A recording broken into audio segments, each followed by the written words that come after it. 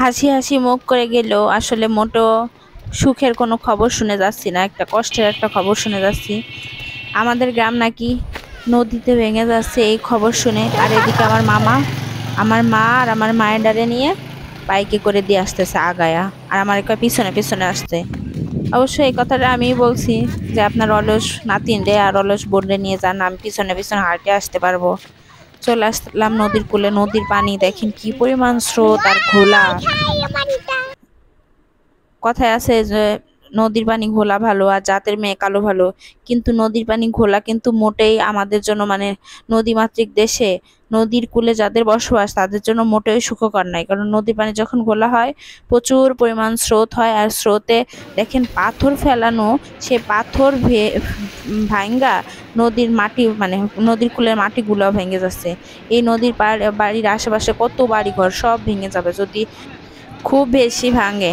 যেমন যদি খুব বেশি, আমি ছোটবেলা দেখতাম যে 4-5টা 10টা 15টা বাড়িও একদিনে ভেঙে যেত, এত পরিমাণ। আমরা এখানে দাঁড়িয়েছি, অনেক দূরে দাঁড়িয়েছি, 10-15 হাত, এই 10-15 হাত জুড়ে একটা বড় একটা মানে মাটির জল নিয়ে পানিতে পড়ে যেত।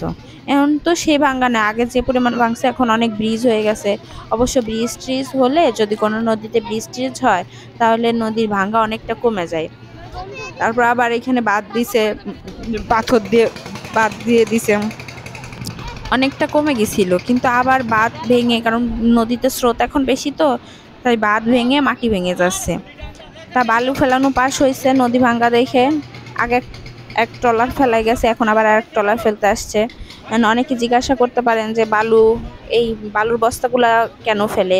বালুর বস্তা হচ্ছে, যদি বালু ফেলে তাহলে ওই স্রোতে কেটে যায়, আর বালুর বস্তাগুলো তো আর স্রোতে কাটে না, মানে ওইখানেই থেকে যায়। তাহলে এই নদী ভাঙ্গা বা মাটি ভাঙ্গাটা একটু কমে।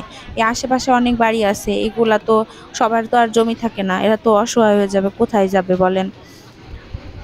কতজন বিল্ডিং দিছে, থাকেই তো বিল্ডিং, আসে নদী গ্রামের মধ্যে বিল্ডিং থাকে না, কত শখ করে কত কষ্ট করে টাকা খরচ করে বিল্ডিং দেয়।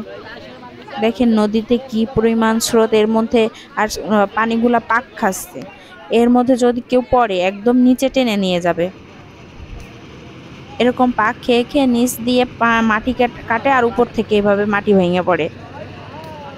যখন বর্ষার মৌসুম আসে তখন পানি ঘোলা হয়, আর ঘোলা হলে যদি পানিতে বেশি স্রোত হয় তখন নদী ভাঙা শুরু হয়।